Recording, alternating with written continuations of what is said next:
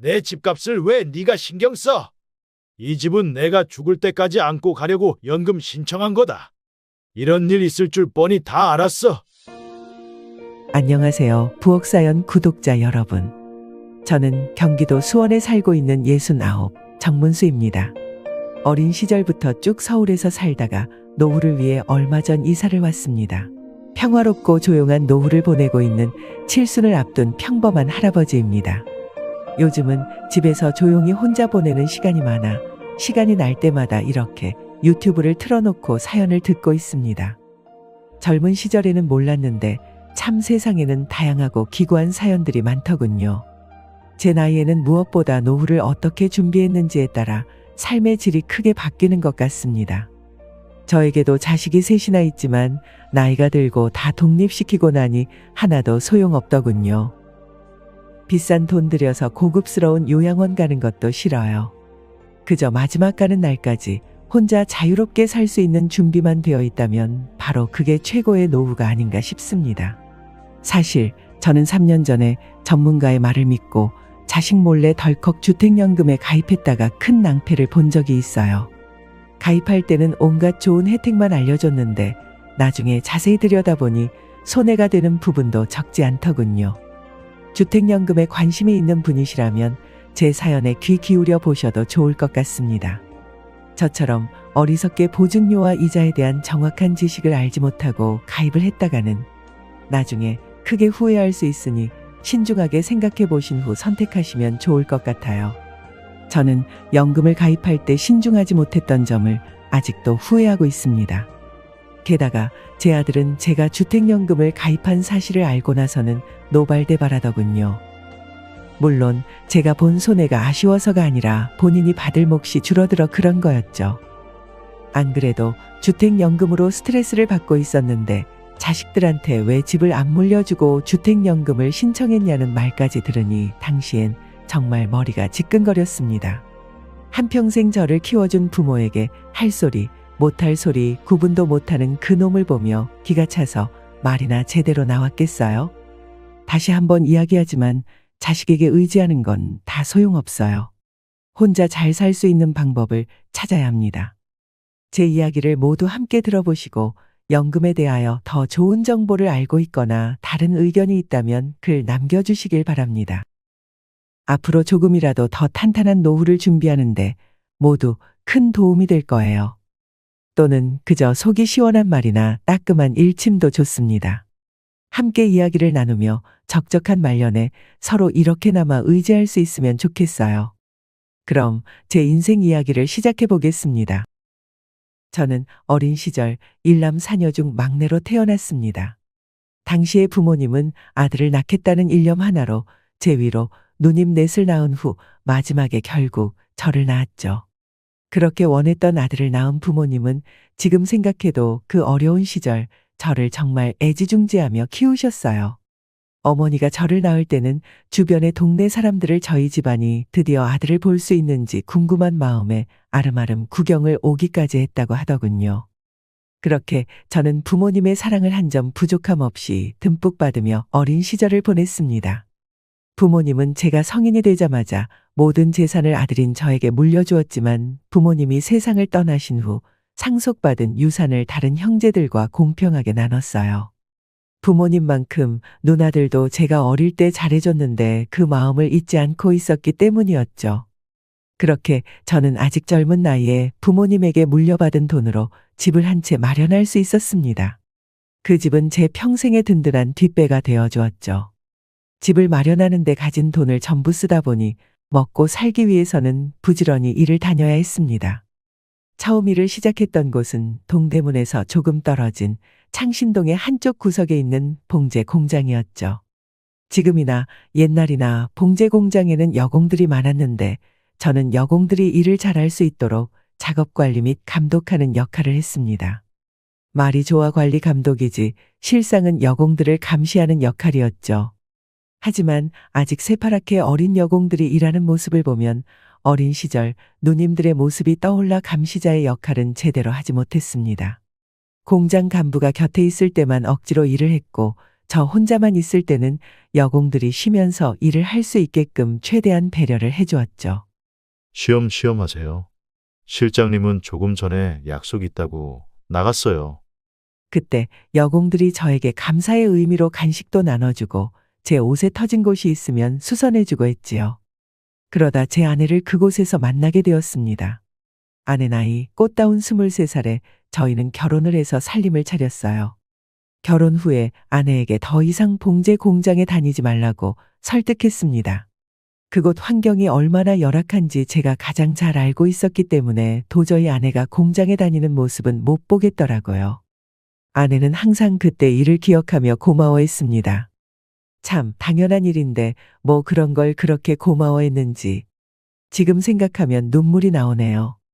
그렇게 아내가 집에서 살림을 시작한 후 얼마 지나지 않아 첫째 아들 승훈이가 태어났습니다. 그 뒤 2년 터울로 둘째 아들 승민이가 태어났고 한참 후 6년 터울로 막둥이 딸 현주까지 태어났죠. 둘째 아이가 태어날 무렵부터는 저도 공장을 그만두고 작은 트럭을 사서 화물 배달 일을 하기 시작했습니다. 그때 서울에서는 공사가 한창이었어요. 무슨 아파트를 짓네, 어디로 연결되는 도로를 만드네 하면서 화물 일거리가 넘쳐났습니다. 특히 공사장 자재 화물을 많이 옮겼는데 날씨가 궂은 날에는 보통 힘든 게 아니었죠. 크고 작은 교통사고도 몇 번이나 났습니다. 화물 운반의 벌이가 나쁘진 않았지만 사고가 일어날 때마다 혼비백산하여 달려오는 아내를 보니 나중에는 생각이 많아지더군요. 처자식을 생각해서라도 언제 다칠지 모르는 위험한 일보다는 안전한 일을 찾아보는 게 낫겠다 싶어 틈틈이 자격증 공부를 시작했습니다. 화물 일을 점점 줄여가며 공부하는 시간을 만들었죠. 아내도 제가 자격증을 공부한다고 하니 기뻐하며 뒷바라지를 해주었습니다. 그때 아내는 둘째까지 낳고 셋째 계획은 없어서 본인도 일자리를 찾아보겠다고 했어요. 그렇게 곧 아내도 일을 나가기 시작했어요. 예전에 일하던 경력을 살려 봉제 공장에서 다시 일을 했죠. 그래도 한참 전 처녀 시절에 일할 때보다는 환경이 조금 나아져 다닐만 하다고 하더군요. 그렇게 아내의 도움으로 전기공사기능사 자격증을 따서 아파트 시설을 관리하는 회사에 취직할 수 있었어요. 그때 아내의 도움이 얼마나 고마웠는지 모릅니다. 아내의 헌신적인 뒷바라지로 저는 더 안전하고 깨끗한 환경에서 더 많은 돈을 받으며 일을 할 수 있었습니다. 그리고 젊은 시절 사두었던 집도 처자식을 데리고 사는데 큰 도움이 되었습니다. 화물차를 운전할 때도 자격증을 공부할 때도 언제나 저희 가족이 안전하게 머물 수 있는 따뜻한 집이 있었기 때문에 안심하고 새로운 일에 도전할 수 있었어요. 그 후 셋째가 태어나고 첫째와 둘째가 초등학교를 다닐 때까지는 편안한 날들이 이어졌습니다. 아내는 열심히 일하고 온 저를 위해 저녁이 되면 김치찌개를 주로 끓여주곤 했는데 매일 먹어도 질리지 않을 정도로 제 입맛에는 딱이었어요. 돼지고기를 넣어서 끓여줄 때도 있고 참치를 넣어서 끓여줄 때도 있고 더운 여름날에는 담백하게 멸치 국물로만 끓여줄 때도 있었죠. 지금도 아내의 김치찌개를 생각하면 절로 입에 침이 고일 만큼 잊을 수 없이 맛있는 맛이었습니다. 저희 부부는 어릴 때부터 영특했던 큰아들과 막내딸에게는 공부를 시켰고 덩치가 크고 힘이 좋았던 둘째 아들에게는 운동을 시켰습니다. 둘째는 학교 체육 선생님의 권유로 유도를 시작했어요. 그렇지 않아도 먹성이 좋은 아이였는데 운동을 하고부터는 기본으로 밥을 3그릇씩 먹었습니다. 어떤 날에는 너무 많이 먹는 것 같아 밥그릇을 빼앗을 때도 있을 정도였지요. 저도 잘 먹는 편이긴 했지만 둘째의 먹성에 비하면 아무것도 아니었습니다. 아이 둘 공부시키고 더군다나 한 명은 운동까지 시키니 들어가는 돈이 보통 많이 필요한 게 아니었어요. 그래서 아내는 셋째를 낳은 후에도 다니던 봉제 공장을 계속 나갔습니다. 저와 아내는 맞벌이를 하며 자식들이 성인이 될 때까지는 지원을 아끼지 않을 생각이었어요. 그런데 국민학교 때까지는 유도에서 두각을 보였던 둘째가 중학생이 되면서 점차 성적이 부진해지기 시작했습니다. 둘째는 어느 순간부터 시합에 나가면 좀처럼 이기지 못했고 한 시합을 앞두고 부상을 당하기도 했습니다. 그때 작은 아들도 많이 힘들어하더군요. 작고 또래에 비해 뒤처지는 자신을 보니 자존심도 많이 상한 듯 보였습니다. 저희 부부는 아들에게 운동을 시킨 것을 후회하기 시작했어요. 그 후 작은 아들은 저희와 상의한 끝에 중학교 3학년 때 운동을 그만두고 뒤늦게 공부를 하기 시작했습니다. 하지만 뒤늦게 공부를 시작했던 터라 둘째는 좋은 성적을 받을 수 없었습니다. 둘째 아들의 성적은 뒤에서 잘 움직이지 않았습니다. 다행히 첫째 아들과 막내딸은 학업 성적도 중상위권을 유지하고 건강하게 잘 자라주고 있었습니다. 아내는 아이들에게 모성애가 참 강한 편이었어요. 조금이라도 다칠까봐 품 안에 꼭꼭 감싸고 참 애지중지 키웠습니다. 저는 그런 아내에게 때론 핀잔을 주기도 했죠. 곱게 키운 자식한테는 대접 못 받는 법이야. 누가 대접받으려고 자식 키우나요? 다 내가 좋아서 하는 일이지요. 한번 키우는 자식 후회 없이 키우고 싶어요. 자식보다 자기 자신을 챙겨야지. 자식들은 다 알아서 잘 자랄 테니 너무 감싸기만 하지 마. 저와 아내는 자식들을 딱 20살 때까지 지원해 줄 생각이었어요. 하지만 둘째가 수능을 보고 온 후 재수를 하고 싶다는 말에 바로 그 다짐이 깨졌습니다. 사실 저는 둘째에게 재수까지 시키고 싶지는 않았지만 아내는 눈물로 저를 설득했습니다. 특히 운동을 하느라 공부를 늦게 시작한 작은 아들에게 미안한 마음을 가지고 있어서 더 그랬죠. 저도 아내의 부탁에 마음이 약해져 둘째 재수까지 지원해 주기로 하였습니다. 하지만 딱 재수까지만 지원해 주겠노라고 신신당부했어요. 승민아, 딱 재수까지야. 그 후에는 더 많은 지원은 어려워. 너도 우리 집 사정 알잖니? 네, 재수면 충분해요. 도와주셔서 정말 감사해요. 사실 둘째를 재수시켜주며 첫째의 눈치가 조금 보이긴 했습니다. 첫째도 더 좋은 학교를 가기 위해 재수를 희망했지만 그때 저희 부부는 거절했거든요.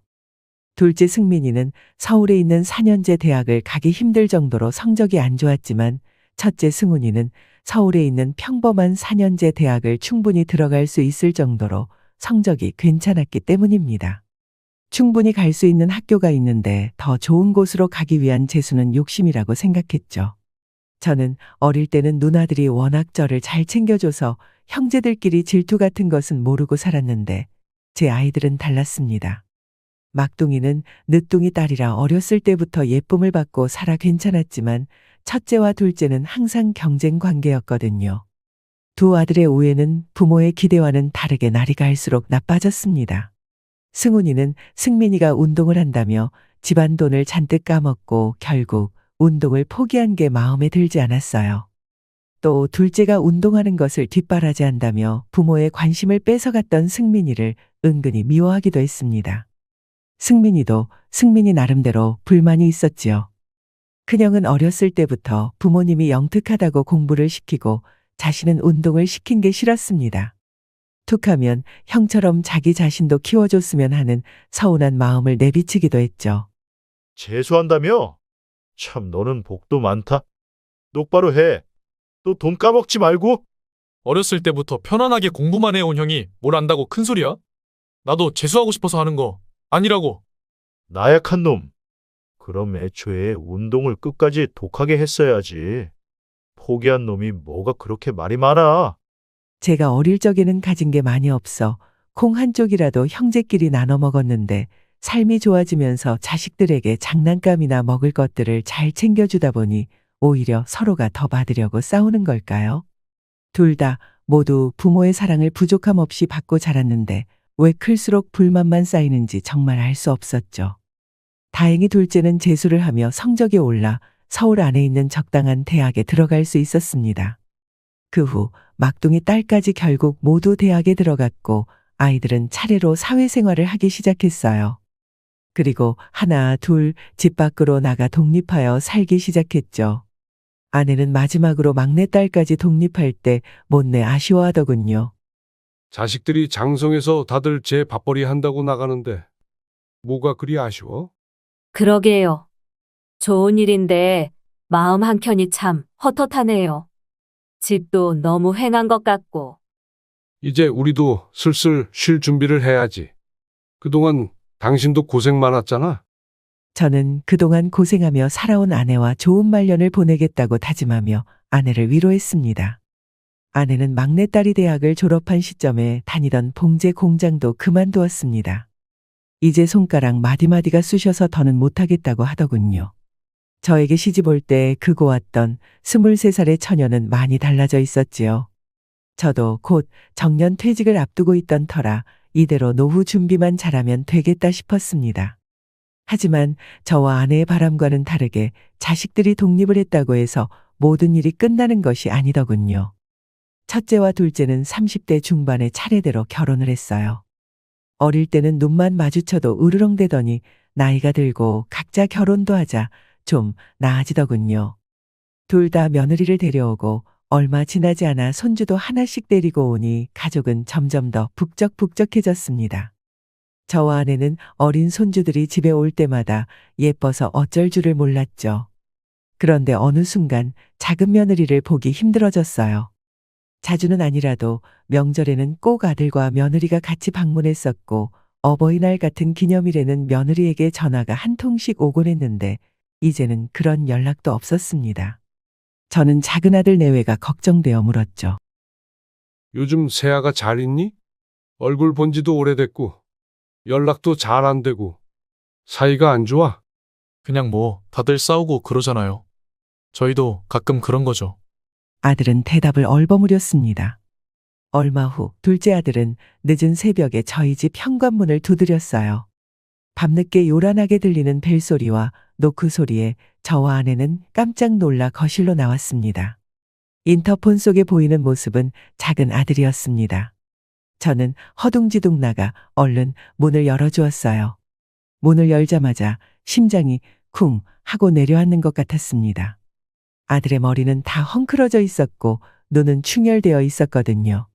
아니, 이게 무슨 일이야? 와이프가 애들 데리고 친정으로 갔어요. 뭐라고? 아니 왜? 좀 갈등이 있었어요. 저와 아내는 아닌 밤중에 홍두깨를 얻어맞은 듯 머리가 멍해졌죠.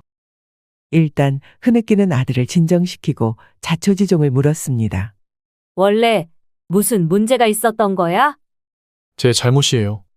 제가 아내를 항상 가르치려 들고 나무라고 화내고 한번 그렇게 하니까 갈수록 심하게 아내를 함부로 하더라고요.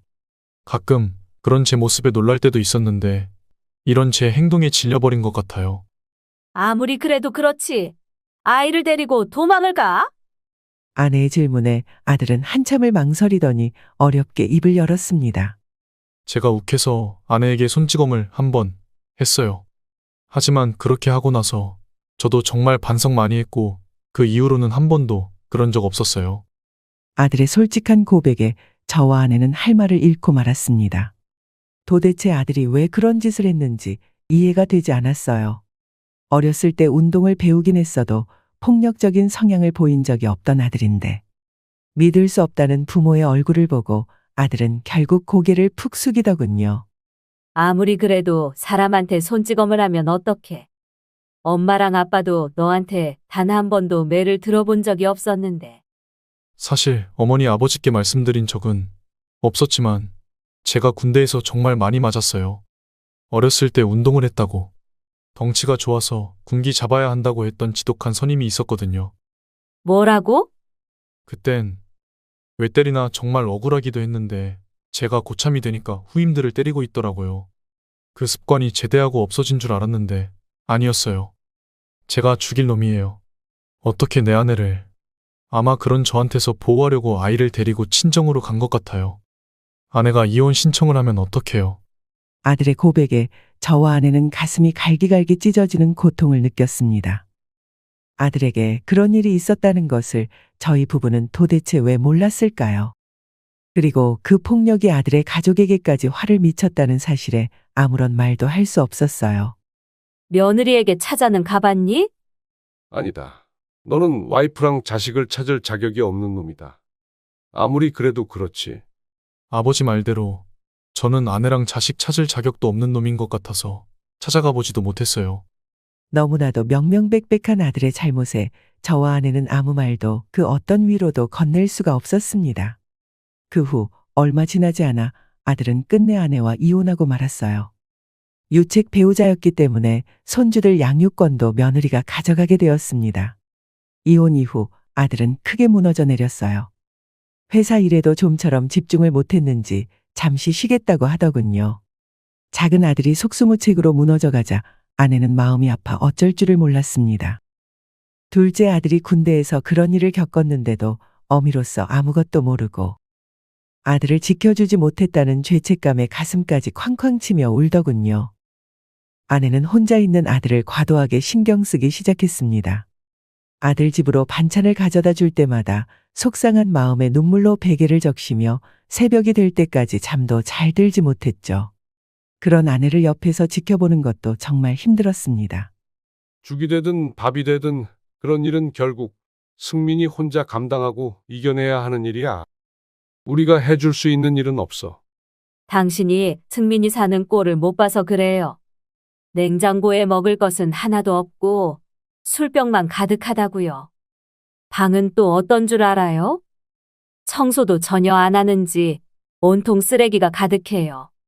집안 전체가 쓰레기통이라고요. 그런 집에서 우리 아들이 지금 살고 있다니. 내가 어떻게 잠이 들겠어요. 아내의 서러운 눈물에 결국 저는 아들을 저희 부부의 집으로 다시 불러오기로 했습니다. 저도 아들이 잘못된 선택이라도 할까봐 내심 많이 걱정되었지요. 다 큰 자식을 집에 다시 들이는 것이 해결책은 아니라고 생각했지만 아내와 딱 1년만 데리고 있자고 합의를 하고 둘째 아들을 데리고 왔죠. 그런데 아들은 집으로 돌아오자 그때부터 엄마가 해주는 밥을 먹고 집에서 계속 쉬더군요. 아마 아내도 알고 있었을 거예요. 부모는 어른이 된 자식과 분리되어야 하고 자식이 스스로 이겨내도록 만들어야 한다는 것을요. 하지만 아내는 아들을 쉽게 놓지 못했습니다. 아내는 매일 자식 일로 마음이 무거웠습니다. 아들이 집으로 들어온 후 새롭게 도전하는 일이 잘 안 되거나 지난 실수로 힘들어하면 항상 걱정이 태산이었어요. 심지어 다른 일이 손에 안 잡힐 정도였습니다. 작은 아들이 많이 힘든 시기에 아내는 마치 아들의 일이 본인의 일이라도 된 듯 같이 힘들어했어요. 항상 그런 아내에게 저는 그렇게 마음 쓰지 말라고 조언했지만 아내는 그런 걱정에서 벗어나야 하는 것을 알면서도 직접 행동으로 옮기지는 못했습니다. 게다가 작은 아들은 당시에 집에 있는 동안 정말 아무것도 하지 않았어요. 매일 방에서 술을 마셨고 컴퓨터로 게임만 해댔습니다. 밖에 잘 나가지도 않았죠. 그렇게 1년이라는 시간이 눈 깜짝할 새 지나가더군요. 그런 아들의 못난 생활을 매일 뒷바라지하던 아내도 점점 아들이 미워지기 시작했습니다. 사실 아들의 입장에서는 집에만 있으면 밥도 주고 청소도 해주니 사실상 나가서 일을 해야겠다는 의지가 사라진 채 마냥 편안하게 지낼 수 있었죠. 아내는 아들에게 잔소리를 하기 시작했지만 이미 이 생활에 익숙해진 아들은 엄마의 타박을 들은 채도 하지 않더군요. 너 언제까지 게임만 할 거야? 엄마 금방 끝나요. 이번까지만 할게요. 새롭게 일자리도 구해야지. 너 이러다 진짜 큰일 나. 제가 나중에 다 알아볼게요. 걱정하지 마세요. 아들의 방은 정말 난장판 그 자체였습니다. 이불 정리는 당연히 안 돼 있고 바닥에는 휴지와 과자 비닐봉지, 심지어 음식물 부스러기까지 흩뿌려져 있었습니다. 청소를 해주려고 해도 나가라고만 하니 아내는 그런 아들에게 해줄 수 있는 것이 많지 않았어요. 무교였던 아내는 이런 아들로 인해 종교라도 하나 가져야 하나 진지하게 고민하더군요. 저도 마찬가지였지요. 다 큰 아들이 이제는 정신 차리기를 간절하게 어디에 매달려 보고 싶었어요. 큰아들도 물론 작은 아들의 상황을 모두 알고 있었습니다. 그렇지 않아도 항상 동생을 못마땅하게 여기던 첫째는 결국 한번 폭발하고야 말았어요. 가족 모임으로 큰아들이 저희 집으로 왔을 때 작은 아들과 큰 다툼이 일어나고 말았죠. 너는 아직도 한심하게 여기서 이러고 있어? 도대체 정신은 언제 차릴 거야? 형이 지금 내 상황을 알아? 내일은 내가 알아서 할 테니까 신경 꺼. 네가 알아서 하는 게 이 모양이야? 언제까지 부모님이 네 뒷바라지를 해야 해? 너 양심은 있냐? 아내는 아이들의 목소리가 점점 커지자 큰아들을 말리려고 했습니다. 그러자 큰아들은 감정이 격해져 자기 어머니한테까지 소리를 지르고 말았어요. 이게 다 어머니 때문이에요. 어렸을 때부터 그렇게 승민이만 싸고 도니까 이놈이 정신도 못 차리고 평생 이 모양이죠. 저한테 승민이한테 줬던 관심을 절반이라도 줘봤어 봐요. 지금 훨씬 낫지. 큰아들은 결국 그렇게 가족 모두에게 화를 내고 집을 나가버리고 말았습니다. 그 뒤로 오랫동안 발길을 끊었죠. 연락도 하지 않았습니다. 아내는 두 아들 사이에 분란까지 생기자 큰 스트레스를 받았어요. 스트레스는 만병의 근원이라고 하던가요. 끝내 아내는 갑상선 암에 걸리고 말았습니다. 다행히 발견이 늦진 않았지만 아내는 큰 충격에 빠졌어요. 자신이 암이라는 소식에 두 손이 바르르 떨며 절망에 빠진 표정으로 저를 바라보았습니다. 그때 아내의 모습이 얼마나 안쓰러웠는지 저는 눈물을 참을 수 없어 펑펑 쏟아내고 말았죠. 작은 아들도 엄마가 암에 걸렸다는 소식에 크게 충격을 받은 듯 했습니다. 특히 갑상선암은 스트레스가 가장 큰 요인이라고 알려져 있어 둘째는 엄청난 죄책감에 시달렸죠. 자신 때문에 암이 걸린 거라고 한동안 몹시 우울해했습니다. 그러더니 그제서야 조금씩 정신을 차리더군요. 아들은 아내에게 미안하다고 용서를 빌고 앞으로 똑바로 살겠다는 말을 전했습니다. 그리고 바로 그 다음 날부터 재취업을 위해 면접을 보러 다녔죠. 저는 큰아들에게도 아내가 갑상선 암에 걸렸다는 소식을 전했지만 큰아들은 꿈쩍도 안 하더군요. 갑상선 암은 큰 병도 아니라면서 엄마를 위로할 생각도 하지 않았습니다. 큰아들의 차가운 태도에 실망했죠. 자기는 차별을 당했다고 주장했지만 저와 아내는 큰아들에게도 충분히 정성을 다했다고 생각했는데 자기가 받은 것은 생각 못하고 못 받은 것만 내놓으라고 말하는 첫째가 너무 이기적이라고 느껴졌고 괘씸하다는 생각도 들더군요. 당분간은 저도 큰아들과 연을 끊고 살겠다고 다짐하며 큰아들과 통화를 마쳤죠. 그 후 아내는 갑상선 암 수술을 받았고 병원에 꾸준히 다니며 약을 먹었습니다. 아침, 저녁으로 먹는 약이 한 주먹은 되었죠. 다행히 둘째는 그 후 정신을 차려 재취업에 성공했습니다. 그리고 곧 다시 독립을 했지만 아픈 어머니가 걱정이 되었는지 자주 집에 얼굴을 비쳤어요.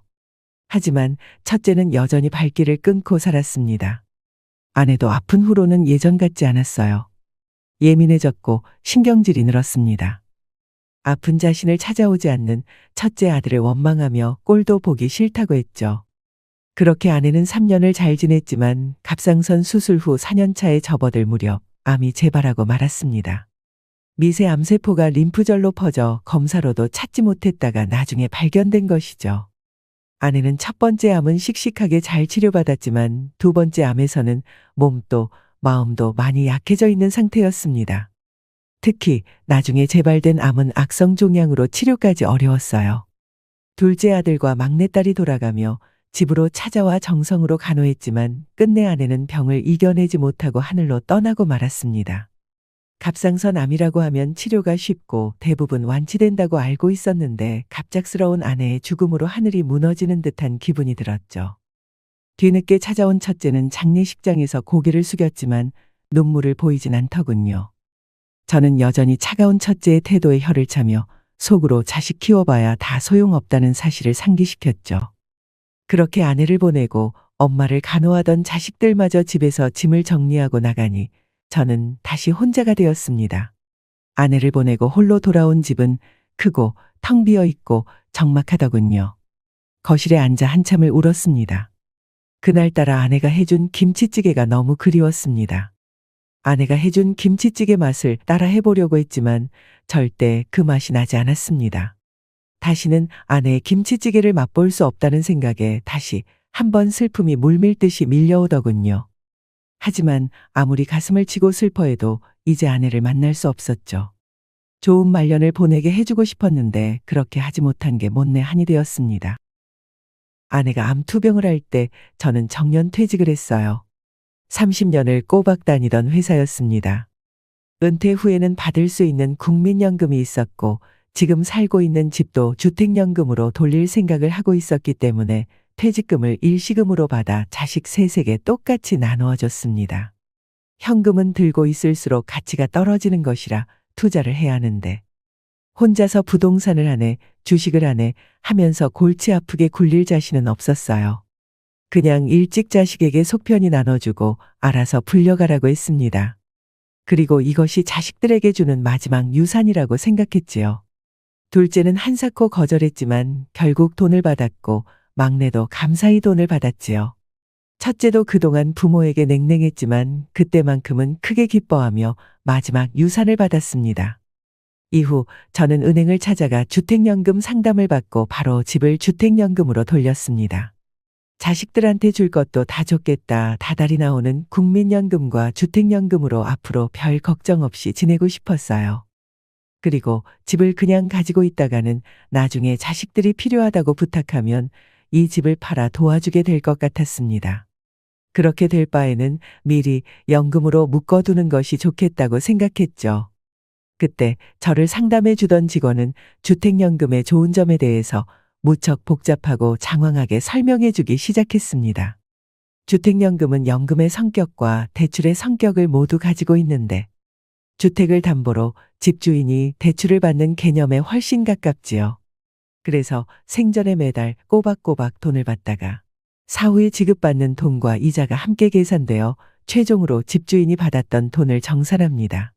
그렇게 해서 집값과 비교하여 돈이 남으면 남은 돈을 돌려받고 돈이 모자라도 따로 청구되지는 않는다는 말을 들었죠. 그제서야 주택연금을 가입하고 나서 오래 살면 살수록 이득이라는 말이 이해되더군요. 그리고 주택연금은 세금을 안 낸다는 점, 주택연금을 받아도 건강보험료가 부과되지 않는다는 점, 연금 수령을 하고 있어도 추가 수령이 가능하다는 점에 대해 자세히 설명을 들었습니다. 아내와 사별하고 더 이상 복잡한 문제로 머리를 싸매고 싶지 않았던 저는 따로 더 물어보지 않고 바로 주택연금을 신청했습니다. 원래는 집값이 비쌀 때 주택연금을 신청하는 게 유리했지만 한창 집값이 오를 때에는 더 집값이 오를 거라고 기대하여 신청할 타이밍을 놓쳐버리고 말았죠. 그 후 부동산 거품이 사그라들며 집값도 떨어졌지만 이번에는 부동산 시장의 침체가 장기화될 거라는 뉴스를 보고 앞뒤 생각하지 않고 연금을 신청했습니다. 그런데 이게 무슨 일일까요? 거짓말처럼 제가 주택연금을 신청한 후 석 달이 지나자 슬금슬금 집값이 오르기 시작했습니다. 부동산이 예측하기는 어렵지만 그래도 공부를 조금 했다면 주택연금을 조금 더 받을 수 있었을 텐데 하는 아쉬움을 삼켜야 했어요. 그리고 나중에 이자로 책정되는 금액을 자세히 따져보니 만만치 않더군요. 이자가 복리였습니다. 매달 받는 돈이 220만 원이라면 매달 220만 원에 대한 이자만 내는 것이 아니라 그동안 받았던 돈을 합산하여 그 이자를 전부 내야 했기 때문에 나중에 이자는 눈덩이처럼 불어나게 되는 방식이었어요. 기본적으로 5년간 1억 6천만 원을 받으면 그 이자로 4천만 원을 내게 되고 10년 누적 시에는 2억 7천만 원을 받고 이자만 1억 2천만 원을 내게 되는 것입니다. 10년만 지나도 집값의 40%가 연금과 이자로 없어지겠더군요. 연금은 적게 받고 이자가 갈수록 늘어나니 온전히 집값을 모두 연금으로 받으려면 15년 이상은 유지해야 본전을 찾을 수 있었습니다. 저는 오래오래 살 작정으로 주택연금을 신청했지만 집값이 오르는 모습을 보고 이자로 돈을 까먹을 생각을 하면 못내 아쉽더군요. 해지를 할 생각도 잠깐 했었죠. 그런데 연금에 가입할 당시에는 직원한테 중간에 주택연금을 해지할 수 있다는 말을 들었지만 별도의 해지 비용이 발생하고 보증료, 즉 주택가격의 1.5% 금액에 대해 회수 불가하다는 설명은 자세히 듣지 못했습니다. 설명을 해주지 않았는지 아니면 너무 빠르게 지나가서 놓친 것인지는 잘 모르겠어요. 결국 저는 최대한 오래 그 집에서 연금을 받으며 살자는 마음으로 아쉬움을 삼켰습니다. 그렇게 주택연금 신청까지 마치고 마음까지 정리하고 나니 이제 편안한 노후를 보낼 수 있을 것 같았죠. 하지만 한동안 조용했던 큰아들이 사업에 손을 대기 시작하면서 저에게는 새로운 걱정거리가 생겼습니다. 공부를 썩 잘했던 큰아들은 경영학과를 졸업하고 나서 중견기업에 취직해 잘 다니고 있었습니다. 하지만 취직을 한 이후에도 꾸준히 공부를 했던 큰아들은 월급만으로 인생을 바꿀 수 없다는 생각이 어느 순간부터 들었다고 했어요. 첫째가 다니고 있던 회사는 겸직이 되지 않았기 때문에 계속 회사를 다니던지 아니면 그만두고 새로운 사업을 하던지 해야 했습니다. 회사를 다니며 좋은 사업 아이디어를 생각해내려고 노력하던 첫째는 자신이 판단하기에 바로 지금이 그동안 꿈꿔왔던 사업을 시작하기에 적기라고 판단했습니다. 마침 제가 퇴직금을 자식들에게 나눠주던 시기와 맞물려 초기 자본까지 생긴 셈이었죠. 그래서 가족 아무에게도 말하지 않고 조용히 회사를 그만두고 사업을 준비하기 시작했습니다. 나중에 가족이 알게 되고 작은 소동들이 있었지만 이미 모두 벌어진 일이었어요. 큰아들의 의지는 확고했고 자신만만하게 사업을 시작했지만 아쉽게도 처음부터 잘 풀리지 않았어요. 사실 사업을 시작하자마자 처음부터 잘 풀릴 가능성은 거의 없었죠. 첫째는 점점 초조해지기 시작했고 마련해 두었던 돈을 모두 사업에 쏟아부었습니다. 하지만 그래도 상황이 나아질 기미가 안 보였죠. 그러자 다시 은행 대출을 끌어쓰고 나중에는 사채까지 썼습니다. 아들의 노력에도 불구하고 점점 그의 사업은 기울어져만 갔습니다. 그런 첫째 아들에게 떠오른 사람은 당연히 그의 아버지였어요. 어느 날 아들은 죄인처럼 저희 집에 찾아갔습니다. 저는 항상 그렇듯 집에 혼자 있다가 갑자기 찾아온 아들을 의아하게 맞이했죠. 뜬금없이 와인을 내밀며 꽤 좋은 술을 가져왔다고 하는 아들의 표정은 무엇인가 숨기는 게 있는 사람처럼 떳떳해 보이지 않았어요. 그렇게 조금은 어색한 분위기에서 단둘이 마실 술상이 차려졌습니다. 사실 저는 큰아들이 도움이 필요해서 찾아왔다는 것을 어렴풋이 눈치채고 있었어요. 하지만 아내가 갑상선암으로 고생할 때 본인 섭섭하다는 이야기만 하면서 집에 찾아오지 않았던 것에 대한 괘씸하게 여기는 마음도 여전히 가지고 있었습니다. 어느 정도 시간이 흐르고 와인도 반병 정도 마시자 저는 아들의 속셈을 모르는 척하며 은근히 떠보았어요. 뭐 때문에 왔어? 저 솔직히 말씀드리면 사업 자금이 필요해서 왔어요. 사업? 너 회사 다니는 거 아니었어? 사업 시작한 지는 1년 정도 됐어요. 전에도 퇴직금 나눠줄 때 마지막이라고 했잖니? 아빠 돈 없는 거 알잖아. 이 집이 있잖아요. 이 집 주택연금으로 돌린 지가 언젠데? 네? 집을 주택연금으로 돌리셨다고요? 그래? 네 엄마 떠나고 나도 이제 혼자 지낼 말년을 준비하는 마음으로 바로 가입했다. 아버지! 왜? 아버지는 국민연금도 많이 받으시면서 주택연금까지 챙기시는 건 욕심 아니에요. 뭐라고? 연금 많이 받기는 뭘 많이 받아? 내가 너한테 연금 얼마 받는지 말해준 적이 있어. 직장 생활 30년 하셨으면 당연히 많이 받으시겠죠. 나 퇴직할 때 퇴직금 일시금으로 지급받고 너네한테 증여할 거 다 해줬다. 국민연금 그거 얼마 되지도 않아. 아버지, 주택연금이 뭔 줄 알고 그렇게 덜컥 신청하셨어요? 지금 이 집값이 얼만데? 내 집값을 왜 네가 신경 써? 이 집은 내가 죽을 때까지 안고 가려고 연금 신청한 거다. 이런 일 있을 줄 뻔히 다 알았어. 그거 해지하실 수 있잖아요. 다 알아보고 왔어요. 지금이라도 얼른 해지하시고 저 좀 도와주세요. 나중에 아버지 모실 사람이 누구겠어요? 내가 나를 모신다고? 내가 그 말을 믿을 것 같아.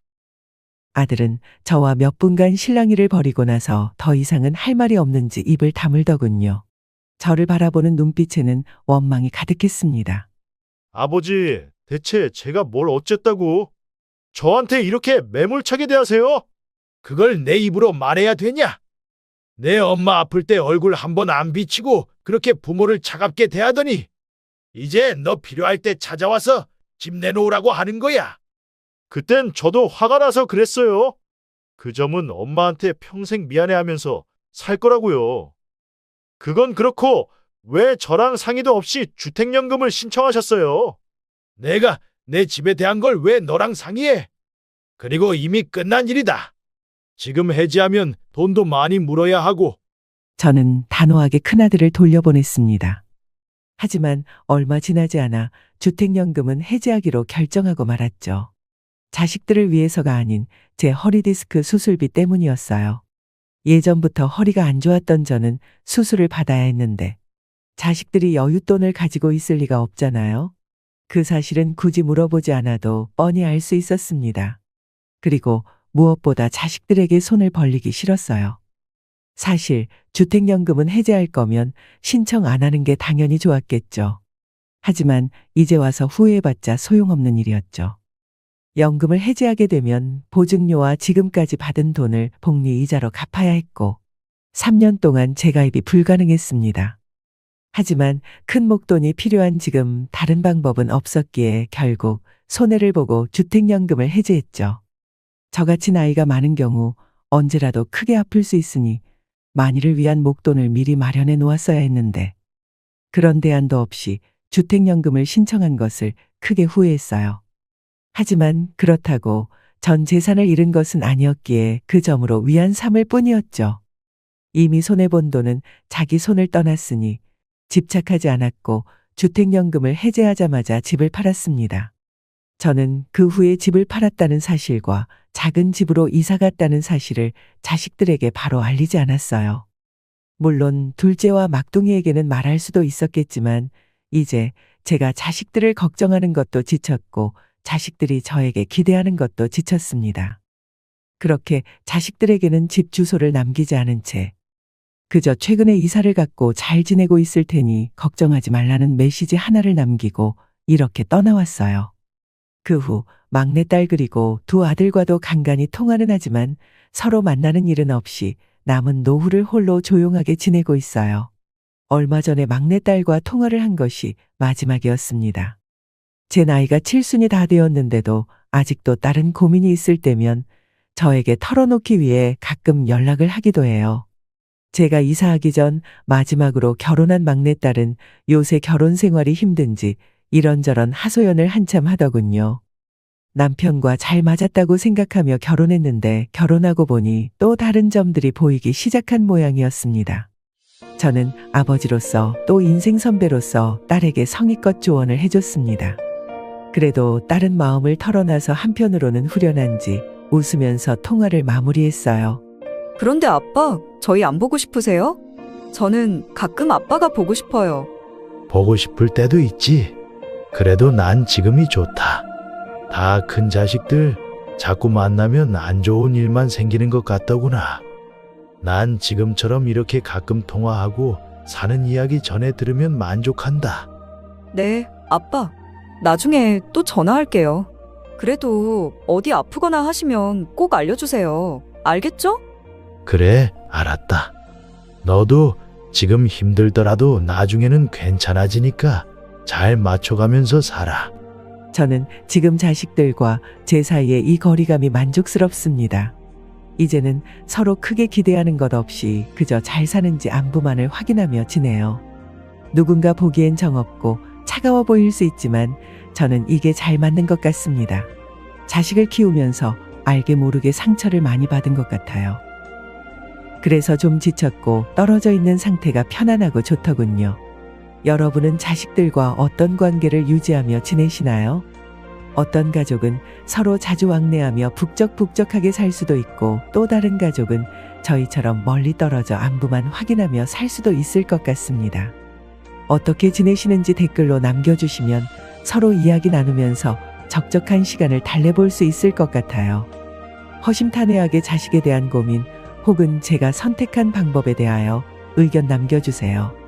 그럼 길었던 제 이야기를 끝까지 들어주셔서 감사합니다. 모두 행복하고 건강하세요. 오늘 사연 어떻게 들으셨나요? 이번 이야기가 구독자분들에게 따뜻한 위로가 되었으면 좋겠습니다. 느끼신 점이 있다면 댓글로 허심탄회하게 의견을 나눠주세요. 부엌 사연은 여러분의 구독과 좋아요 그리고 댓글로 유지됩니다. 앞으로 더 좋은 사연으로 찾아뵐 수 있도록 많은 도움을 부탁드려요. 감사합니다.